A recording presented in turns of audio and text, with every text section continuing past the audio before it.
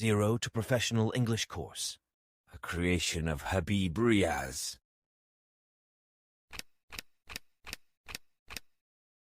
Lesson number 12, Preposition, Part 2. For a better experience of the course, you should buy our book, Golden English, Intermediate Level 2, 0 to Professional English Guide, a golden gift for English learners. What is inside the book? This book is very beneficial for intermediate level students. It contains part of speech, auxiliary verbs or modals, some additional structure of English sentences, 20 stories for Urdu to English practice, direct and indirect, 20 lessons for English text reading and understanding, 35 lessons for English speaking practice, and many more things.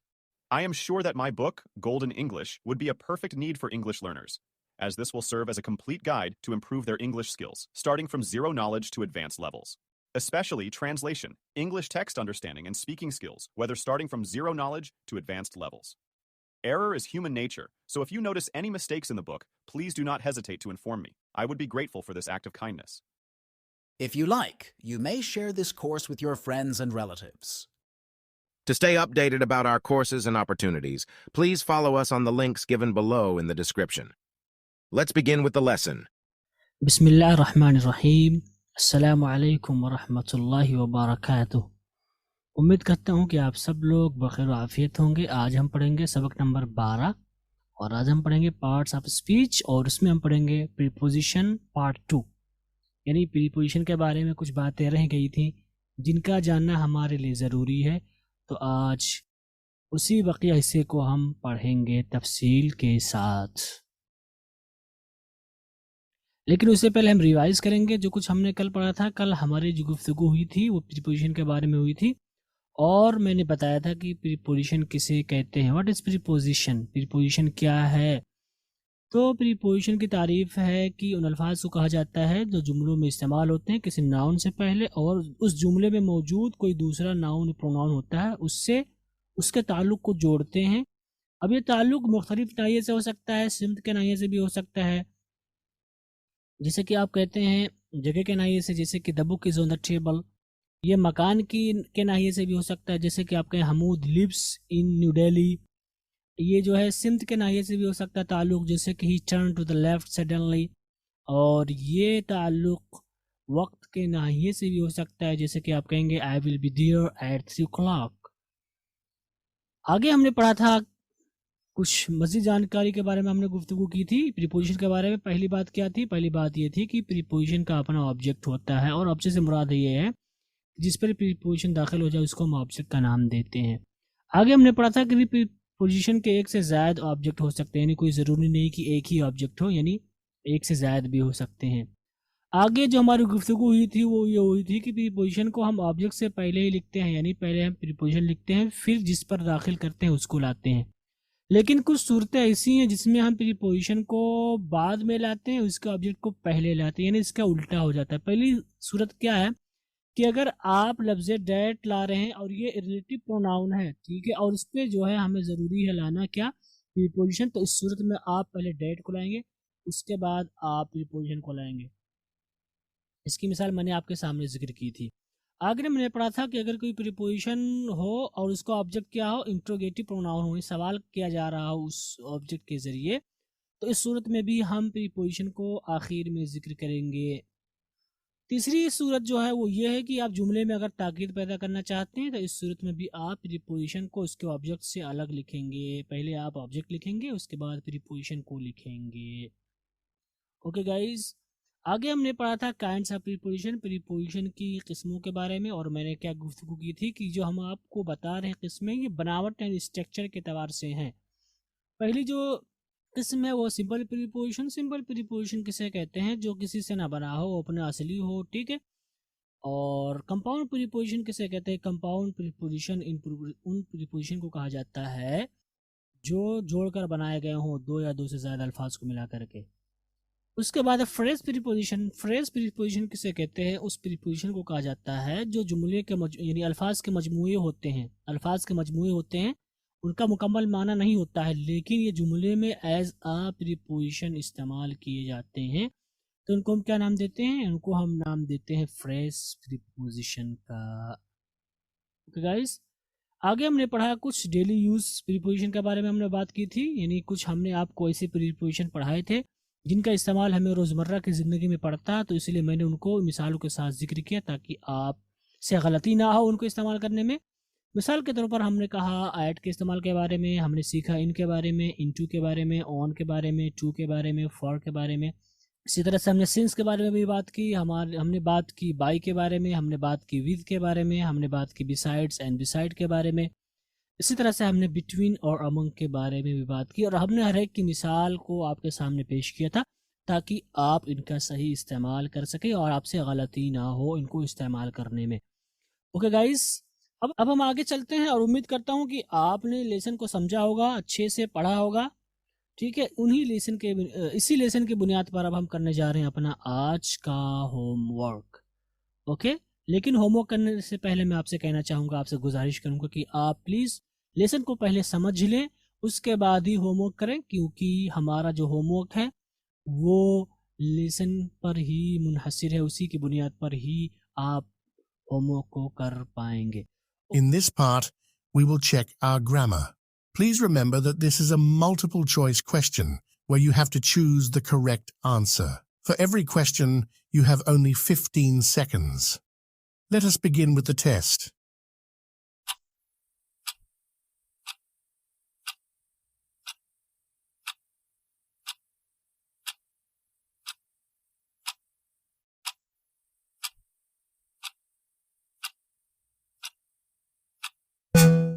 Here is the correct answer.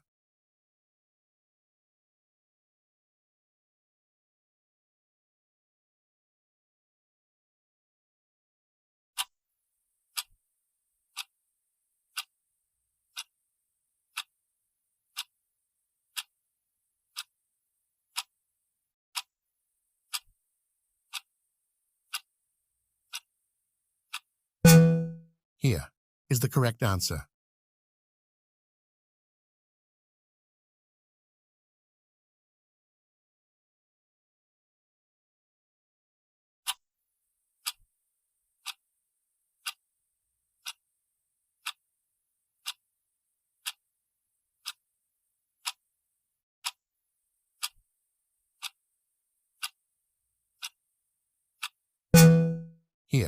Here is the correct answer.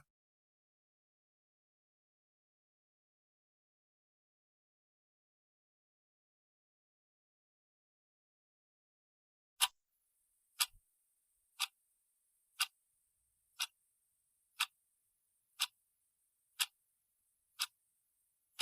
is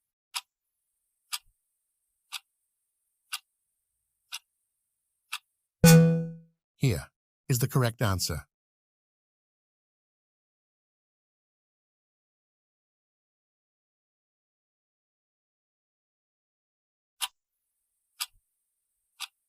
Here is the correct answer.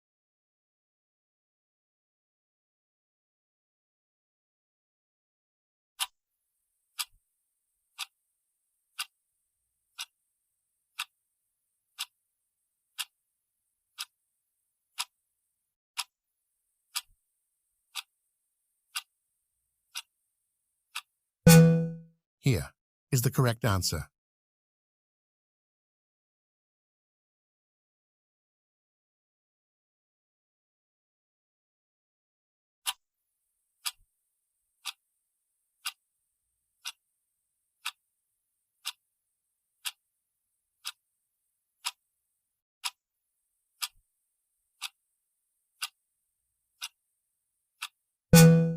Here is the correct answer.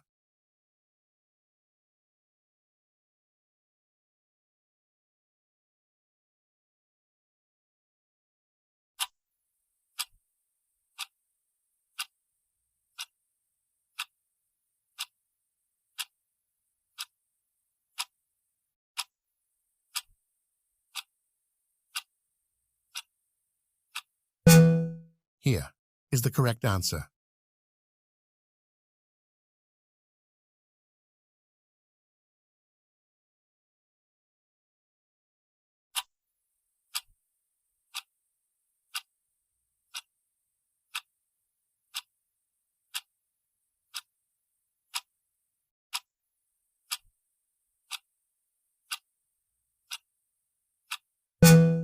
Here is the correct answer.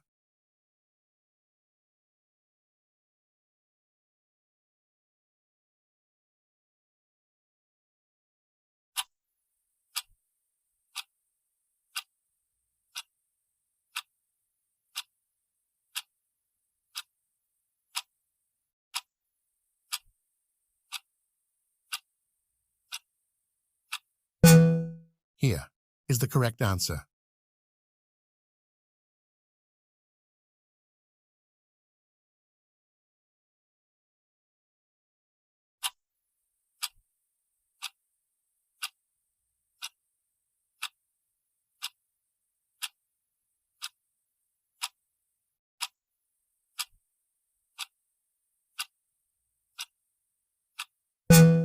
Here is the correct answer.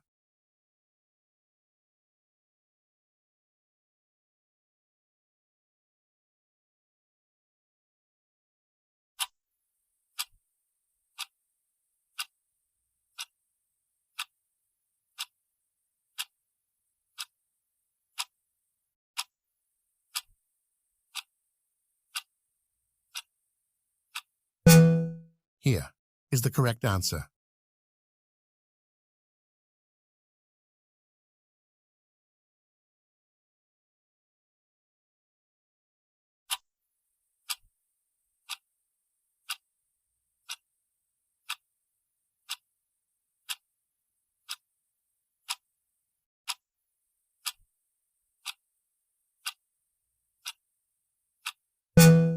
Here is the correct answer.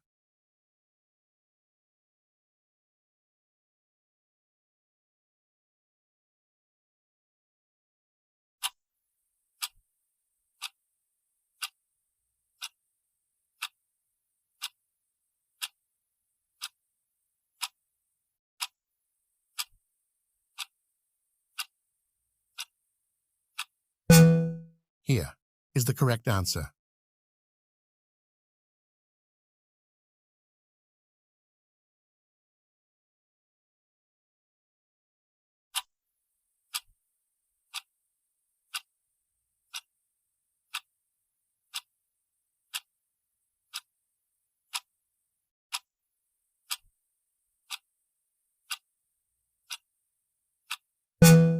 Here is the correct answer.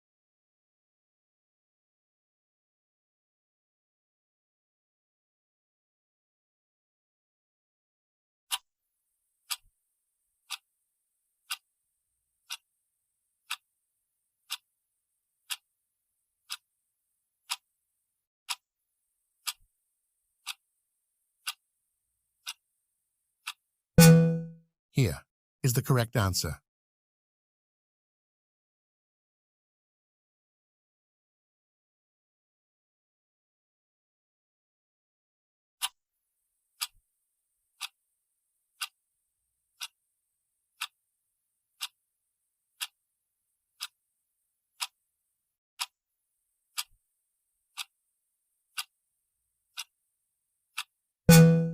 Here is the correct answer.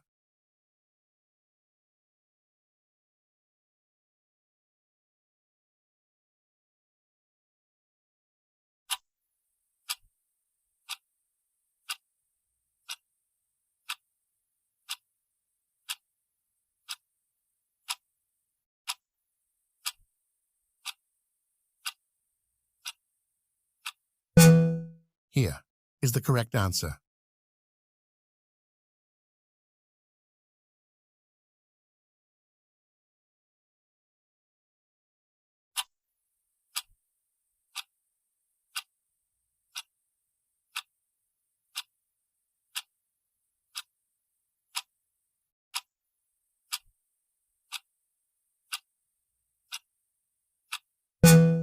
Here is the correct answer.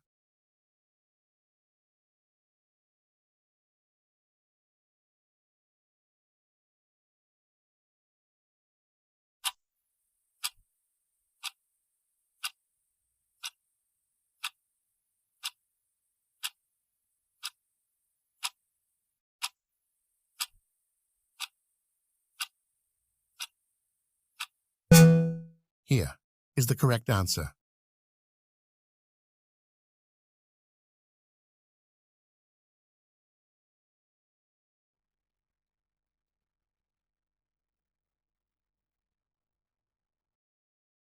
Okay guys, तो इस तरह से हमारा ये homework पूरा हो। उम्मीद करता हूँ कि आप लोगों ने मैच किया होगा और आपको अंदाज़ा होगा कि आपको कितना मिला। तो चलिए शुरू करते हैं। पहले दे वर फाइटिंग देमसेल्फ, तो चूंकि यहाँ पर मोर देन 2 पीपल था तो यहाँ पर आ जाएगा आपका अमंग। ओके, और टाइम से पहले हम एट लिखते हैं, इसलिए क्या आ जाएगा, we will do our class at 11 AM। Okay, his father lived Gandhinagar street, और मैंने क्या पढ़ाया था आपको कि जो गली है उससे पहले हम इन लिखते थे, यहाँ पर इन आएगा। We watch the FIFA world cup on the laptop. Okay, on है पर चूंकि ये आला है, इसमें स्क्रीन लगी होती है, तो ऑन द लैपटॉप हो जाएगा। ओके, और will you go to Lucknow plane, तो चूंकि ये नकलो हमल के जराए में से है तो यहाँ पर हम लिखेंगे by plane. Okay, Rahim and his son were in the hospital from 3 उसके बाद 4 PM, तो यहाँ से फ्रॉम आगे इसलिए 2 आ जाएगा, 2 4 PM। This company does not manufacture any item, और हमने बताया था रंग से पहले साइज से पहले इन लगाते हैं, तो इसलिए यहाँ पर इन आएगा, in this size. Okay, sir I can not come to office on Monday, यहाँ पर ऑन है ऑलरेडी, क्योंकि दिन से पहले हम हमेशा ऑन लगाते हैं इसलिए ऑन आ जाएगा। Was the key of my car book, ठीक है, तो यहाँ पर कोई हरकत नहीं है इसलिए ऑन आ जाएगा। ठीक है, ऑन द बुक, यहाँ पर हम ऑन लगाएंगे। उसके बाद the cat came my room, यहाँ पर इनटू माई रूम आ जाएगा, क्योंकि हरकत हो रही है एक जगह से दूसरी जगह आना, तो इसीलिए इसको बोलेंगे इनटू माई रूम। ओके, आगे चलते हैं, और है यहाँ पर द वॉच, उसके बाद हिज हैंड वॉज एक्सपेंसिव, तो यहाँ पर हमने बताया था कि जिस्म के जो हिस्से हैं उससे पहले ऑन लगाते हैं, तो the watch on his hand was expensive. The cycle rider turned right side, यहाँ पर 2 लगाएंगे सिम्थ के लिए, ठीक है, टू राइट साइड। उसके बाद है her mom return from England in 2022, ठीक है, यहाँ पर सन से पहले हम इन लगाएंगे। उसके बाद his father had been working in Saudi, क्योंकि यहाँ पर फिक्स नहीं इसलिए हम फॉर लगाएंगे, 4 years। The house of my best friend is by the bus stop, ठीक है, बस स्टॉप के पास में, तो यहाँ पर बाय लग जाएगा। My parents send me 10K 10,000 by debit card, ठीक है, ये अदायगी का एक जरिया है, इसलिए हम यहाँ पर बाई डेबिट कार्ड लिखेंगे। Sir I have already submitted my documents eight, email से पहले हम ऐड लगाएंगे तो इसलिए हो जाएगा @info.lingoserver@gmail.com। उसके बाद है he wrote this letter his new pen, तो हमने क्या बताया था कि जब हम कोई आला इस्तेमाल करते हैं, किसी आले के जरिए हम कोई काम करते हैं, तो इसलिए वहाँ पर हम विद लगाते हैं, तो यहाँ पर विद न्यू पेन हो जाएगा। Lingo server is situated house number 126, और हमने क्या पढ़ा है कि घर मकान नंबर से पहले हम एट लगाते हैं, इसलिए यहाँ पर एट आएगा, तो हम क्या कहेंगे, Lingo server is situated at house number 126 Jamia नगर।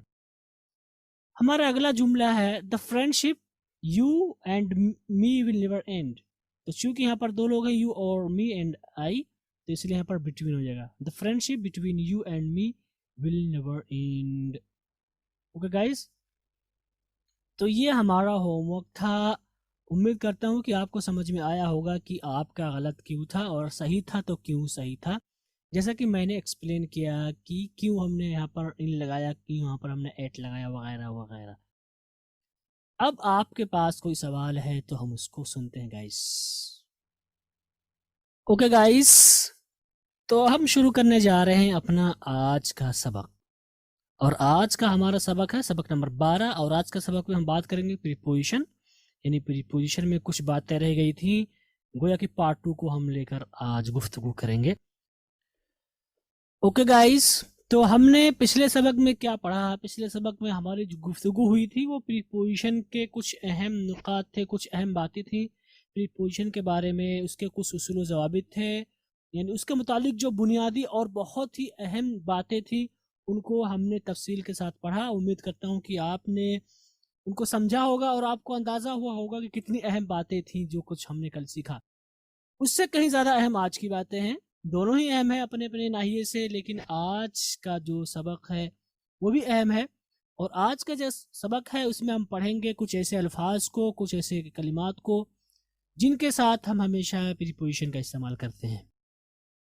और चूंकि प्रीपोजिशन बदलते रहते हैं, कभी एट आता है, कभी इन आता है, और अल्फाज भी बदलते रहते हैं, तो इसलिए हमारे लिए ज़रूरी है कि हम चंद अहम कलिमात या चंद अहम अल्फाज को सीख लें, ताकि अगर कहीं जुमले में आ जाएं, कहीं मान लीजिए एग्ज़ाम ही में आ जाए, या अगर हम लिख रहे हैं वहाँ हमें लिखना हो तो हमसे गलती ना हो उनको लिखने में।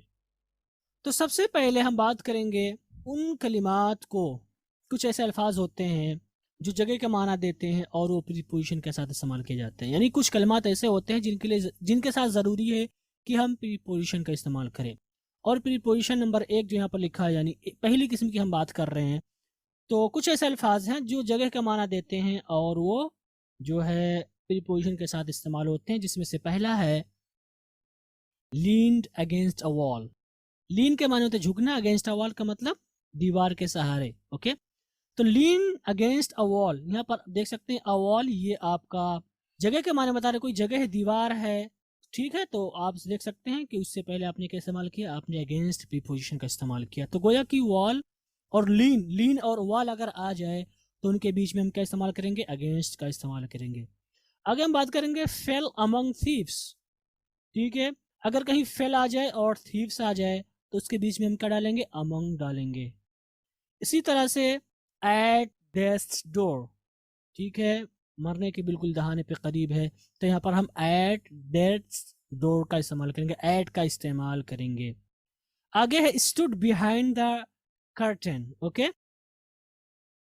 तो यहाँ पर स्टैंड और अगर कर्टन आ जाए तो उसके बीच में आप क्या लिखेंगे, उसके बीच आप बिहाइंड का इस्तेमाल करेंगे, बिहाइंड प्रीपोजिशन का इस्तेमाल करेंगे। उसके अलावा सेट बिसाइड मी, कि वो मेरे बगल में बैठा, तो आप कैसे कहेंगे, ही सेट बिसाइड मी।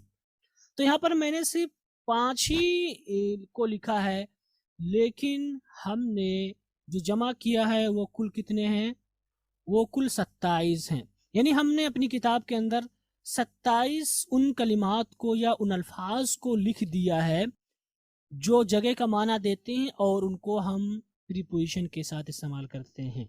ठीक है, और यहाँ पर हमने मिसालों को नहीं लिखा है, हमारी किताब में आपको ये सारी चीज़ें मिसालों के साथ मिल जाएंगी। चूँकि असल में आपके अंदर कॉन्सेप्ट लाना मकसूद है, मेरा बताना मकसूद है, इसलिए अगर हम पूरी चीज़ों को यहाँ पर लिख दें, पूरी मिसालों को लिख दें, तो बहुत ज़्यादा वक्त चला जाएगा हमारा। इसलिए सिर्फ आपको समझना है और मिसाल को पढ़ना है, तो हमने आपको समझा दिया। अब मिसालें आप वहाँ से बआसानी पढ़ सकते हैं और वहाँ से आप प्रैक्टिस करते हैं। तो हमने ऐसे 27 अल्फाज को मिसालों के साथ जिक्र कर दिया है, जिनके साथ हम क्या इस्तेमाल करते हैं, जिनके साथ हम प्रीपोजिशन का इस्तेमाल करते हैं और वो जगह का माना देते हैं। अब प्रीपोजिशन अलग अलग हो सकते हैं, जैसे अगेंस्ट है, यहाँ पर अमंग है, यहाँ पर एट है, यहाँ पर बिहाइंड है, यहाँ पर बिसाइड है। तो इस तरह से 27 आपको मिल जाएंगे अलग अलग इस्तेमालात के साथ। तो ये प्रीपोजिशन के बारे में पहली बात हुई। आगे चलते हैं और हम बात करते हैं, कुछ अल्फाज ऐसे होते हैं जो वक्त का माना देने के लिए इस्तेमाल होते हैं और वो प्रीपोजिशन के साथ इस्तेमाल किए जाते हैं।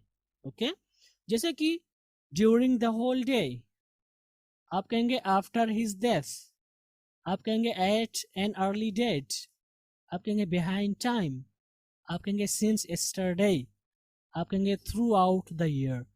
तो यहाँ पर आप देख सकते हैं ऐसे अल्फाज हैं जो वक्त का माना देते हैं और इनसे पहले हमने क्या इस्तेमाल किया, इनसे पहले हमने जो है प्रीपोजिशन का इस्तेमाल किया।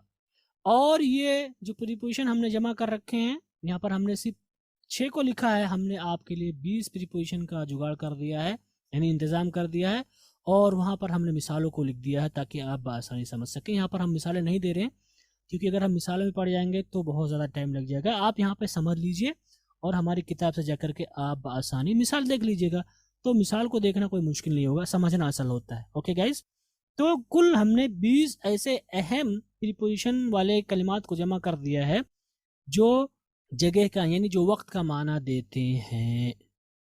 ओके गाइज, आगे चलते और हम बात करते हैं अगली किस्म की। कुछ अल्फाज ऐसे होते हैं जो मैनर का माना देते हैं। ठीक है, मैनर का माना देते हैं, तरीके का माना बताते हैं, और उनको हम हमेशा प्रीपोजिशन के साथ इस्तेमाल करते हैं। जैसे कि है मिसाल डाइंग बाय इंचेस। ओके, हम कहेंगे fought with courage, हम कहते हैं worked with earnestness, हम कहते हैं won with ease। ओके तो यहाँ पर आप देख सकते हैं सब में तरीके को बताया गया किस तरह से उसने ये सारे काम किए करने वाले ने। तो यहाँ पर हम इनको कैसे इस्तेमाल करते हैं, इनको हम प्रीपोजिशन के साथ इस्तेमाल करते हैं और अलग अलग इस्तेमालात हैं, कहीं बाई है, कहीं विद है, कहीं और कुछ हो सकता है, लेकिन ये है कि इनको हम प्रीपोजिशन के साथ इस्तेमाल करेंगे।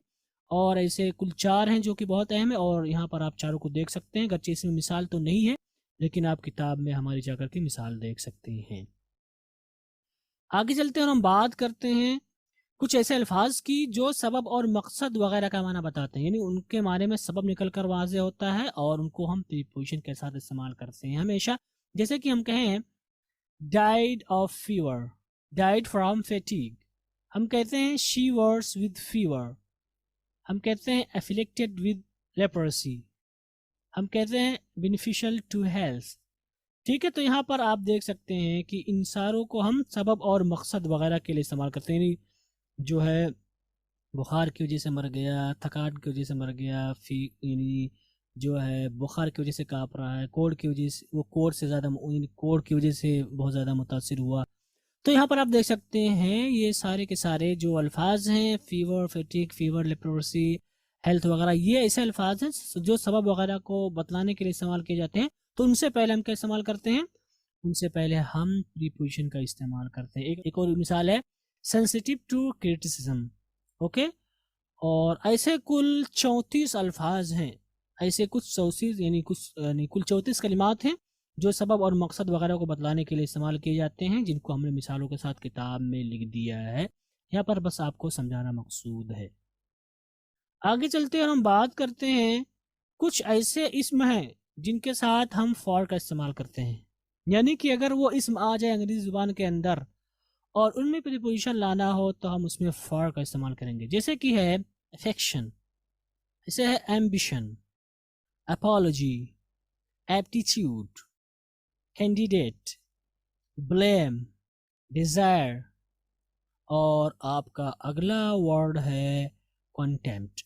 तो जब भी ये इस्म आ जाए जुमले के अंदर तो वहाँ पर हम क्या इस्तेमाल करेंगे, वहाँ पर हम फॉर का इस्तेमाल करेंगे।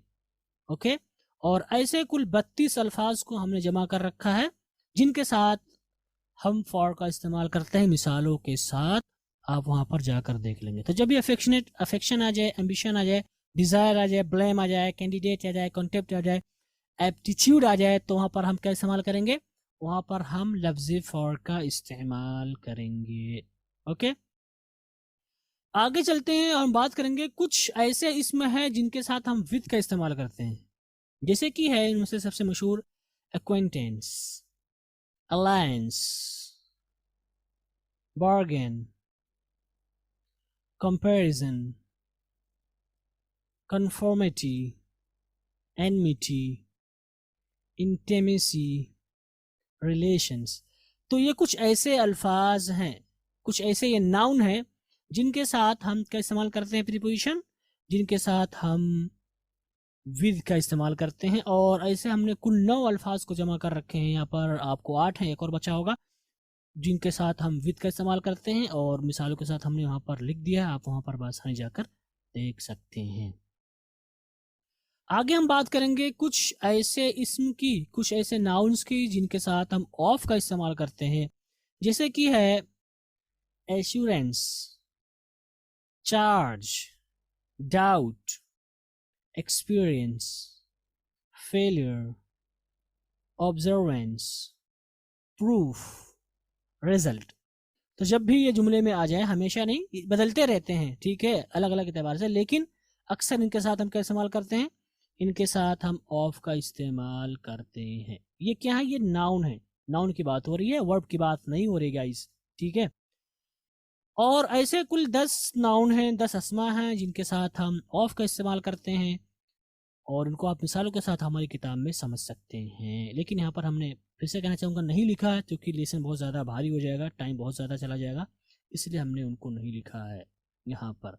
बाकी हमने किताब में लिख दिया है मिसालों के साथ, आप वहाँ पर जा करके मुताला कर लीजिएगा, समझ में आ जाएगा इंशाल्लाह। ओके, आगे हम बात करेंगे कुछ ऐसे इसम की जिनके साथ हम टू का इस्तेमाल करते हैं, जैसे कि सबसे मशहूर एक्सेस, मशहूर है alternative, ascent, concession, dislike, enmity, indifference, limit.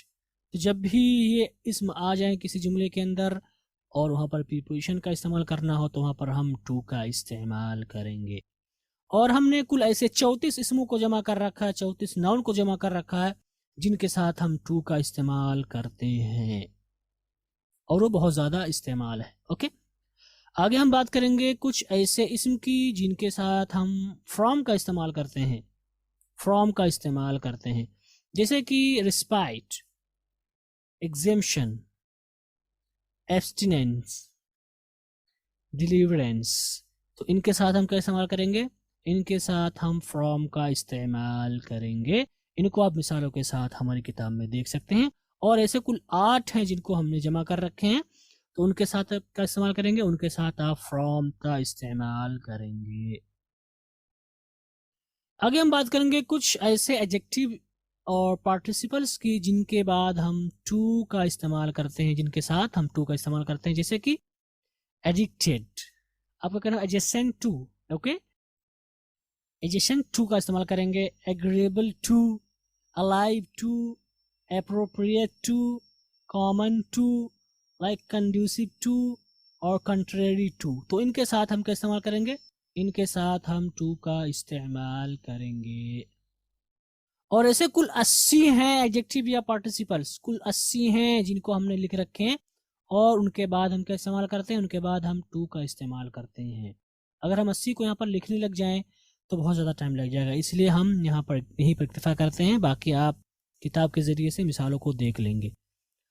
आगे चलते और हम बात करते हैं कुछ ऐसे एडजेक्टिव और पार्टिसिपल्स हैं जिनके बाद हम इन का इस्तेमाल करते हैं, जिनमें से अहम है आपके backward, correct, defective, accurate, accomplished, honest, involved, proficient। तो इनके साथ आप क्या इस्तेमाल करेंगे? इनके साथ हम इनके बाद हम इनका इस्तेमाल करेंगे। और ऐसे कुल 22 एडजेक्टिव्स या पार्टिसिपल्स हैं जिनके साथ यानी जिनके बाद हम इनका इस्तेमाल करते हैं। आगे हम बात करेंगे कुछ ऐसे एडजेक्टिव्स या पार्टिसिपल्स की जिनके बाद हम विद का इस्तेमाल करते हैं, जैसे कि है affected, busy, compatible, complaint, disgusted, gifted, replete, popular। तो इनके साथ हम क्या इस्तेमाल करेंगे? इनके साथ हम with का इस्तेमाल करेंगे। और ऐसे कुल 22 कलिमात को हमने अपनी किताब में लिख दिया है मिसालों के साथ, जिनके साथ हम क्या इस्तेमाल करते हैं? जिनके साथ हम with का इस्तेमाल करते हैं। ओके गाइज, आगे चलते हैं, हम बात करेंगे कुछ ऐसे एडजेक्टिव्स की और पार्टिसिपल्स की जिनके बाद हम ऑफ का इस्तेमाल करते हैं, जिसमें से सबसे अहम है आपके accused, afraid of, aware of, Cassius, composed, confident, deprived, fond. तो इनके साथ आप क्या इस्तेमाल करते हैं? इनके साथ हम या आप ऑफ नामी प्रीपोजिशन का इस्तेमाल करते हैं। और ऐसे कुल 50 एडजेक्टिव्स या पार्टिसिपल्स हैं जिनको हमने अपनी किताब में लिख दिया है, जिनके साथ हम ऑफ का इस्तेमाल करते हैं, मिसालों के साथ हमने वहां पर लिख दिया है। ओके गाइज, आगे हम चलते हैं और हम बात करेंगे कुछ ऐसे एडजेक्टिव्स या पार्टिसिपल्स की जिनके बाद हम फॉर का इस्तेमाल करते हैं, जैसे कि है आपका anxious, eager, eminent, fit, good, grateful, prepared, qualified. ये सारे के सारे एडजेक्टिव्स या पार्टिसिपल्स हैं, और इनके बाद हम क्या इस्तेमाल करते हैं?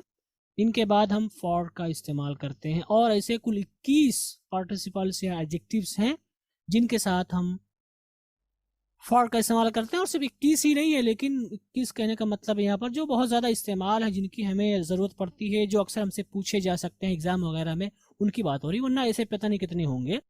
ठीक है, तो इस चीज़ को आप ध्यान में रखें, सिर्फ 21 ही नहीं है। ओके, मेरे कहने का मतलब है कि जो बहुत ज़्यादा कॉमन है, बहुत ज़्यादा इस्तेमाल में, उनकी बात कर रहा हूँ। ठीक है, तो मैंने किताब में जमा कर दिया है, आप जो है वहाँ पर जा कर के उनको देख लेंगे। आगे हम बात करते हैं कुछ ऐसे अफ़आल की। अभी तक हम बात कर रहे थे पार्टिसिपल और एडजेक्टिव्स की, लेकिन अब हम बात करने जा रहे हैं कुछ ऐसे अफ़आल की जिनके बाद हम टू का इस्तेमाल करते हैं, जैसे कि adopt, adhere, apologize, appoint, aspire, attend, belong। तो ये ऐसे अफ़आल हैं जिनके बाद हम क्या इस्तेमाल करेंगे, जिनके बाद हम टू का इस्तेमाल करेंगे या जिनको हम टू के साथ इस्तेमाल करते हैं।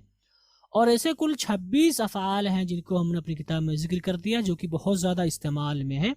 आप वहाँ पर जाकर के मिसालों के साथ पढ़ सकते हैं।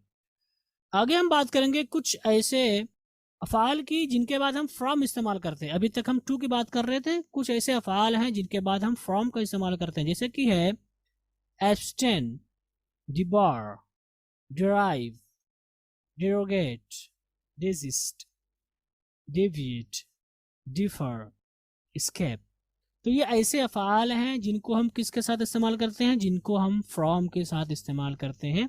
और ऐसे कुल 20 अफ़आल को हमने जमा कर रखे हैं।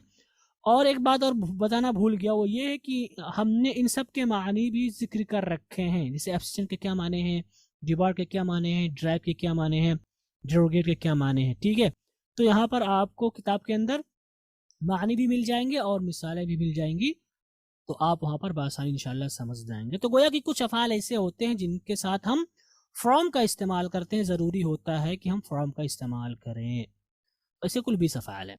आगे हम बात करेंगे कुछ ऐसे अफ़आल की जिनके बाद हम विद का इस्तेमाल करते हैं, जैसे कि हम बात करें बियर, हम बात करेंगे एसोसिएट, हम बात करेंगे क्लैश, कोइंसाइड, कंप्लाई, कोप, मेडल, पार्ट। तो ये ऐसे अफ़आल हैं जिनको हम विद के साथ इस्तेमाल करते हैं। और ऐसे कुल 21 अफ़आल हमने जमा कर रखे हैं मायने के साथ और मिसालों के साथ, जिनके साथ हम विद का इस्तेमाल करते हैं। आगे हम बात करेंगे कुछ ऐसे अफ़आल की जिनके बाद हम ऑफ का इस्तेमाल करते हैं, यानी अगर वो आ जाए तो प्रीपोजिशन वहाँ पर क्या आएगी, ऑफ का इस्तेमाल करेंगे, जैसे कि beware, complain, die, divest, dream, heal, जज, रिपेंट। ओके, तो ये ऐसे अफ़आल हैं जिनके साथ हम ऑफ का इस्तेमाल करते हैं। और ऐसे कुल 13 अफ़आल हैं जिनको हमने जिक्र कर रखा है और उनके साथ हम ऑफ का इस्तेमाल करते हैं।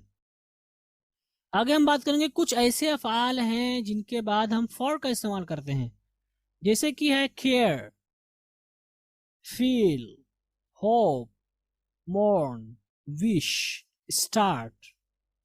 और ऐसे कुल 10 अफ़आल हैं जिनको हम फॉर के साथ इस्तेमाल करते हैं।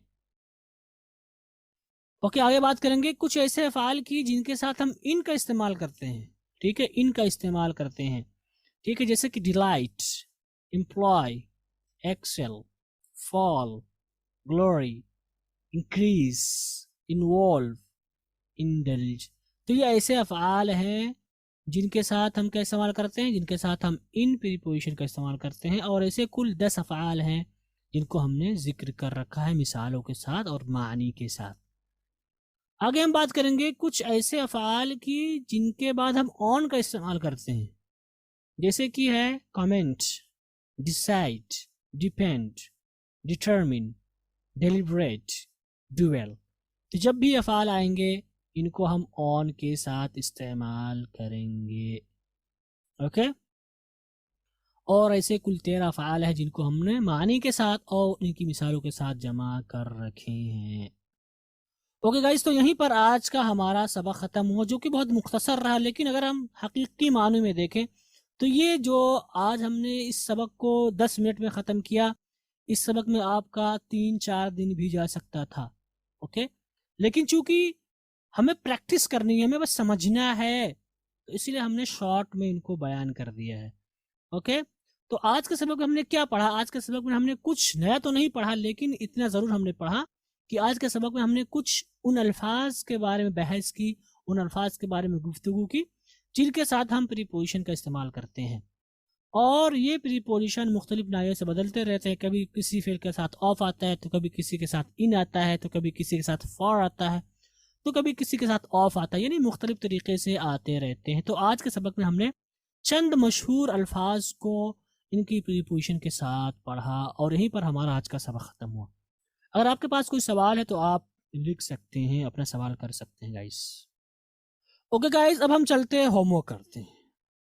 और हमारा होमवर्क क्या होगा? हमारा होमवर्क उसी तरह से होगा जिस तरह से हमने इससे पहले किया। ओके, यानी हम आपको ऑप्शन देंगे और आपको करके आना होगा, लेकिन हम आज के लेसन में कोई होमवर्क नहीं करेंगे। ओके, आज के लेसन में हम कोई होमवर्क नहीं करेंगे। हमारा होमवर्क का तरीका क्या होगा कि जितनी भी मिसालें हमने किताब में दे रखी हैं, मैंने पूरा तो नहीं गिना है, मान लीजिए 200 फॉर एग्जांपल 200 हम मान लेते हैं अभी के लिए, ठीक है। तो 200 को हम पार्ट में बांट देंगे, ठीक है। मान लीजिए 20 के हिसाब से अगर हम बांट दें तो कुल 5 पार्ट बन जाएंगे हमारे। यानी सपोज कर लें कि हम, यानी कि मान लीजिए हमने किताब के अंदर 200 एग्जाम्पल्स हमने दे रखे हैं। अब उन्हीं एग्जाम्पल्स को हम आपके सामने शो करेंगे और आपको ऑप्शन देंगे। आपको क्या करना होगा? आपको इन सब को पढ़ना होगा, यानी आप प्रीपोजिशन की पूरी बहस पढ़ जाएं, उनकी मिसालों को पढ़ लें, एग्जाम्पल को पढ़ लें और जहन में बिठा लें कि किसके साथ क्या इस्तेमाल हुआ है। फिर हम आपको क्वेश्चन देंगे और हमारी 4-5 वीडियोज़ या हमारे 4-5 लेसन सिर्फ और सिर्फ प्रीपोजिशन की प्रैक्टिस पर ही होंगे। यानी हम कुछ नया नहीं पढ़ेंगे, बल्कि हम सिर्फ प्रैक्टिस करेंगे प्रीपोजिशन की। ओके गाइस, तो इसलिए जब भी आप एक वीडियो देख लें, यानी एक वीडियो की प्रैक्टिस कर लिया आपने, आप फिर से प्रीपोजिशन को पढ़ें, फिर दूसरी प्रैक्टिस को देखें, फिर तीसरी प्रैक्टिस को देखें, फिर चौथी प्रैक्टिस को देखें, ठीक है। और मैं कोशिश करूंगा कि मैं थोड़ा सा शॉर्ट ही बनाऊं, बहुत ज़्यादा क्वेश्चन ना दूं एक वीडियो में, वरना आपको बहुत ज़्यादा दिक्कत होगी। मैं कोशिश करूंगा कि एटलीस्ट 20 ही रखूं, ठीक है। 20 रखूं, 20 कर लें, उसके बाद आप आराम करें, फिर 20 करें, फिर आराम करें, फिर 20 करें, फिर आराम करें। तो इस तरह से हमारी प्रैक्टिस हो जाएगी किसकी? प्रीपोजिशन के इस्तेमाल की। और जब भी कभी कोई सवाल आ जाएगा तो इंशाल्लाह हम बआसानी उसको लिख लेंगे, ठीक है। तो ये हमारा तरीका होगा अब होमवर्क करने का प्रीपोजिशन के बारे में। और हमने इसको इतना लंबा इसलिए किया क्योंकि ये बहुत ही ज़्यादा अहम है गाइस, बहुत ही ज़्यादा अहम है, क्योंकि ये इंट्रेंस एग्ज़ाम में भी आते हैं और जो जनरल एग्ज़ाम होते हैं, यानी आप पढ़ाई के दौरान जाते हैं, वहाँ पर भी आते हैं।